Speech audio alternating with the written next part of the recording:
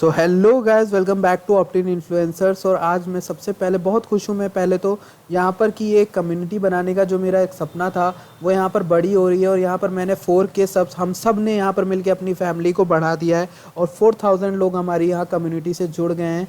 और मेरा जो लक्ष्य था कि लोग यहाँ पर आए, उससे ज़्यादा ही लोग हमारी कम्युनिटी से जुड़ गए हैं। तो मैं सबको सबको एक साथ धन्यवाद कहना चाहूँगा, सबको शुक्रिया कहना चाहूँगा, सबको थैंक यू कहना चाहूँगा। और आप लोगों की वजह से ही यहाँ पर ये चैनल यहाँ तक पहुँचा है। और मेरा जो एफर्ट है कि क्रिप्टो कम्युनिटी को एजुकेटेड बनाया जाए, इंडिया की क्रिप्टो कम्युनिटी में, इंडिया में क्रिप्टो की अवेयरनेस लाई जाए और लोगों को बताया जाए क्रिप्टो कैसे वर्क करता है, ताकि उनके साथ स्कैम फ्रॉड कुछ भी ना हो। और जैसे सरकार बिटकॉइन को देखती है, सारी गवर्नमेंट बिटकॉइन को देखती है दूसरे देशों की कि वो फ्रॉड है, ये है, तो ये सब होगा नहीं। इसी तरह से जब लोग पढ़ना लिखना शुरू करेंगे बिटकॉइन के बारे में, तो मेरा यही एक है एम है। मैं कोई प्रीमियम सर्विस नहीं लेता, कुछ नहीं पेड मैं चला रहा हूँ। और आपको कोई भी ऐसा कहता है कि पेड पैसे लेके बता दूंगा, तो भाई मेरी बात मानो, प्लीज़ पैसे मत देना।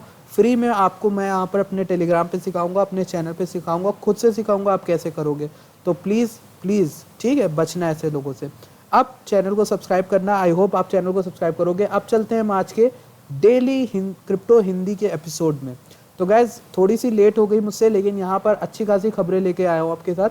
सबसे पहली तो आपको यहाँ पर कॉन्ग्रेचुलेशन सबको। यहाँ पर हम लोगों के लिए तो दो दो खुशी की बातें हो गई कि हमारा चैनल देखिए, वो हमारा जो चैनल है वो 154 के यहाँ पर पहुँच गया है। और जो हमारा RBI है उसने भी यहाँ पर क्लैरिफाई दे दिया है कि क्रिप्टो में यहाँ पर ट्रेडिंग कोई बैन नहीं हुई है।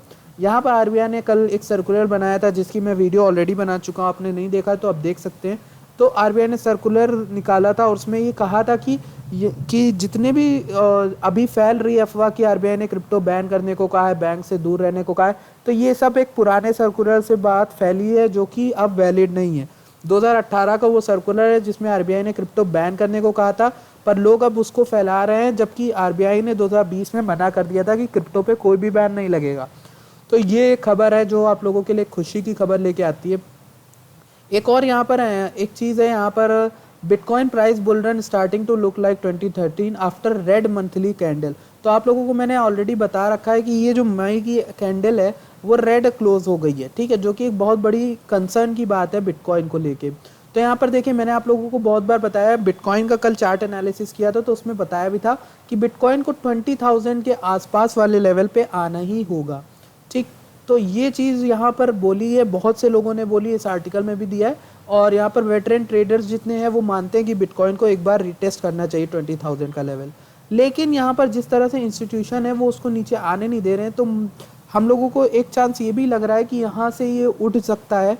क्योंकि कल जो हुआ है, कल बहुत बड़ी बात हुई है, जो आपके पिछले कुछ दिनों के बाद यहाँ पर अच्छा खासा लार्ज गेन्स आए हैं हमारे बिटकॉइन में और इथेरियम में। तो वो सब भी डिस्कस करेंगे। यहाँ पर देखिए, यहाँ पर स्टार्टिंग टू लुक लाइक 2013 का मॉडल दिख रहा है कि आप देखोगे यहाँ पे स्टेप चल रहे हैं। और यहाँ पर हर बार कहने की बात ये है कि यहाँ पर हर बार जब पंप आने वाला होता है, नेक्स्ट पंप से पहले बिटकॉइन एक 35 to 50% का करेक्शन लेता है, ठीक है। अभी यहाँ पर एक और बात ये है कि यहाँ पर बिटकॉइन की एक साइकिल आने वाली है जिसको कहते हैं हाफिंग साइकिल। वो 2022 से 2020 से लेके 2050 तक आपको देखने को मिल सकती, ठीक है। तो ये जो आपका है, ये यहाँ पर कहने की बात ये हो गई कि यहाँ पर बिटकॉइन के प्राइस को अगर उस एनालिसिस से देखें, हाफिंग की एनालिसिस से, तो बिटकॉइन की प्राइस को $2,88,000 तक देखा जा सकता है। समझ रहे हैं आप, $288,000 तक बिटकॉइन की प्राइस जा सकती है 2024 तक, जो कि एक बहुत बड़ी बात है, ठीक है। और यहाँ पर बहुत से लोग अमीर बनने वाले हैं, बहुत से लोग यहाँ पर करोड़पति बनने वाले हैं, क्योंकि बिटकॉइन की जो एनालिसिस है ये मुझे जहाँ तक हद तक सही लगती है। क्योंकि मेरे एक्सपीरियंस में अगर मैं जब बिटकॉइन का ग्राफ स्टडी करता हूँ, चार्ट स्टडी करता हूँ, तो मैंने भी चीज़ नोटिस की है, बिटकॉइन में ये जो स्टेप और पैटर्न है ये करेक्शन के साथ ही आता है और बुल रन भी उससे पहले ही होती है, ठीक है। उस बुल रन से पहले इतना लंबा करेक्शन आता ही है। आप देखोगे ये था यहाँ पर 2013 का चार्ट दिया हुआ है, देखेंगे कितनी अच्छी रैली मारी थी इसने नवंबर में, और उसके बाद इसने करेक्शन लिया अच्छा खासा। यहाँ पे 1100 से मतलब 50 to 60% डाउन हो गया था बिटकॉइन, ठीक है। तो ये एक चीज़ हो गई। और ये हो गया एक्यूमुलेशन हो रहा है, सबसे पहली चीज़ तो आपको बता दी है, एक्यूमुलेशन हो रहा है बहुत बड़ी। एक और चीज़ यहाँ पर आई है, पहले हम ये कवर कर लेते हैं। चाइना को लेके खबर आई है। चाइना की खबर क्या है? X head of China's digital yuan effort says CBDCs could cooperate on Ethereum. यानी CBDC क्या होता है, सेंट्रल बैंक डिजिटल करेंसी, यानी कि ऐसी डिजिटल करेंसी जो सेंट्रल बैंक लॉन्च करता है। जैसे हमारे वहाँ कोई भी ऐसी डिजिटल करेंसी अभी है नहीं जो सेंट्रल बैंक ने लॉन्च की हो, लेकिन फिर भी जो बात चल रही है कि RBI अपनी खुद की डिजिटल करेंसी लाएगा, वो ही वैसी ही करेंसी चाइना में जो सेंट्रल बैंक निकाल चुका है, वो वहाँ पर कहने की बात ये उन्होंने ये कहा है कि स्मार्ट होंगी एक दिन, और ये भी पॉसिबल है कि वो मेयर कैश ना रह जाएं, वो इथेरियम पे वर्क करने लग जाएं। तो एक बड़ी खबर है और जो कि इथेरियम को भी बुलिश दिखाती है। ठीक है, चाइना के जो यहाँ पर डिजिटल करेंसीज है, उन्होंने बोला है कि आगे चल के स्मार्ट हो जाएंगी और इथेरियम पे भी वर्क कर सकती हैं। तो एक बड़ी बात है और चाइना की तरफ से आती है। स्मार्ट कॉन्ट्रैक्ट्स भी को भी ये इम्प्लीमेंट करेंगे अपनी डिजिटल करेंसी में। ठीक है, यहाँ पर स्मार्ट कॉन्ट्रैक्ट्स को मैं आप लोगों को बता चुका हूँ क्या होते हैं स्मार्ट कॉन्ट्रैक्ट्स। जिनको नहीं पता शॉर्ट में बता देता हूँ।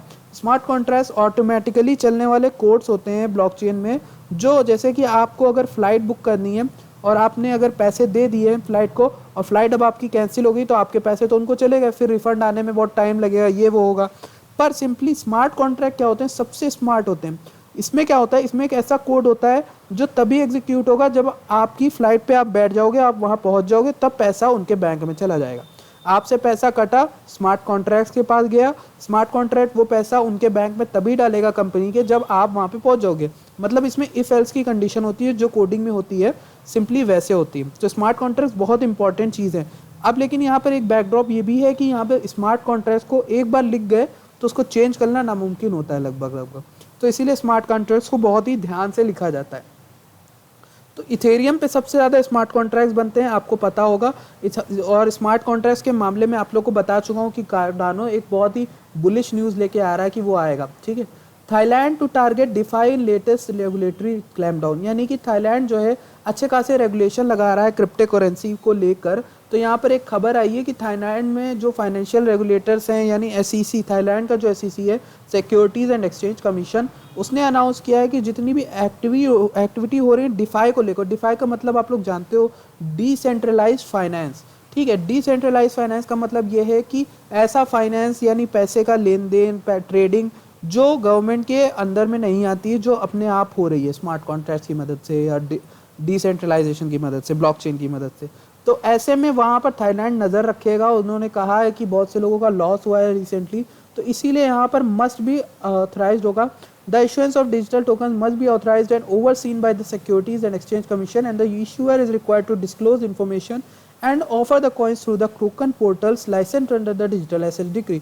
यानी कि वहाँ की जो SEC है उसको पहले पता होना चाहिए, उसके पास वो कॉइन रजिस्टर्ड होना चाहिए जिसमें आप ट्रेड कर रहे हो, जिसको आप बाय कर रहे हो, जिसमें आप डिजिटल फाइनेंस कर रहे हो। तो ये चीज़ यहाँ पर बोली है थाईलैंड में। वेटरन ट्रेडर कहते हैं कि यहाँ पर बिटकॉइन में और भी ड्रॉप आ सकता है मई के क्रैश के बाद। तो ये कहते हैं कि इन्होंने यहाँ पर चैलेंज दिया है, एक ट्रेडर है, उन्होंने चैलेंज ये दिया है कि पिछले 10 साल का बिटकॉइन का ग्राफ ले लिए, कब ऐसा हुआ है कि 50% गिरने के बाद बिटकॉइन 70% नहीं गिरा है।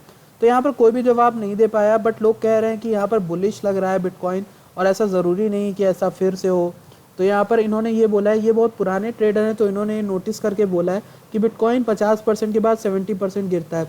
तो यहाँ पर इनके कहने के भी अनुसार यहाँ पर 20,000 के मार्क को जो है यहाँ पर छूना चाहिए उसको।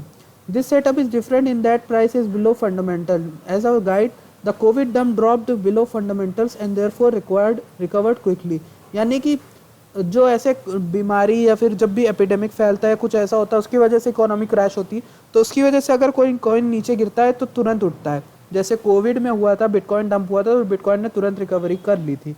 वैसे ही इसीलिए सबसे अच्छा टाइम होता है जब ऐसा कुछ होता है, तो वहाँ पर आपको इन्वेस्टिंग का बहुत अच्छा मौका लेके आता है, जब पूरी मार्केट क्रैश हो रही होती है। ठीक, तो ये हो गया। एक बड़ी खबर ये है कि बिटकॉइन ईथर ने यहाँ पर अच्छा खासा लार्जेस्ट डेली गेंस दिखाए हैं।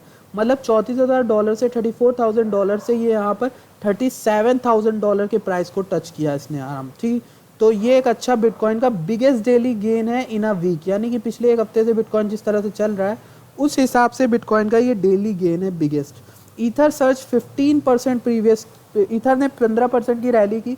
ईथर का ग्राफ मैंने जो है आपसे शेयर किया था, बट कुछ लोग कह रहे हैं कि उनको एंट्री नहीं मिली, तो कोई बात नहीं है, आपको एंट्री पहले लेनी थी। लेकिन अगर मैंने ईथर का ग्राफ शायद मेरे ख्याल से मैंने पहले भी शेयर कर रखा था एंट्री का, बट कोई बात नहीं, अगर आपने एंट्री नहीं ली है तो आप DCA करते जाओ, क्योंकि ईथर यहाँ से बहुत लॉन्ग जाएगा, ठीक है।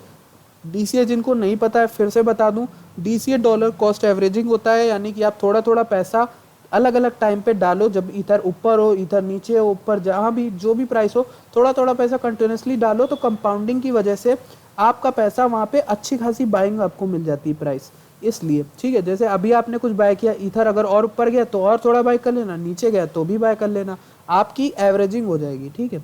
तो ये हो गया कि यहाँ पर बोला गया कि इंस्टीट्यूशंस जो हैं वो बचा ले रहे हैं बिटकॉइन को, क्योंकि जो नॉर्मल जो ट्रेडर्स हैं वो तो अपने बिटकॉइन को बेच दे रहे हैं, पर यहाँ पर जो इंस्टीट्यूशनल ट्रेडर्स हैं वो अपने बिटकॉइन को संभाल के रख रहे हैं, होल्ड कर रहे हैं, जबकि नॉर्मल लोग जो नए नए आए वो छोड़ के जा रहे हैं। यहाँ पर देखेंगे अडर नोटेबल जो 3% बढ़ा है और 13% XRP बढ़ा, यूनिस्वैप और डोजकॉइन ने भी अच्छा खासा गेन ला के दिया है लोगों को।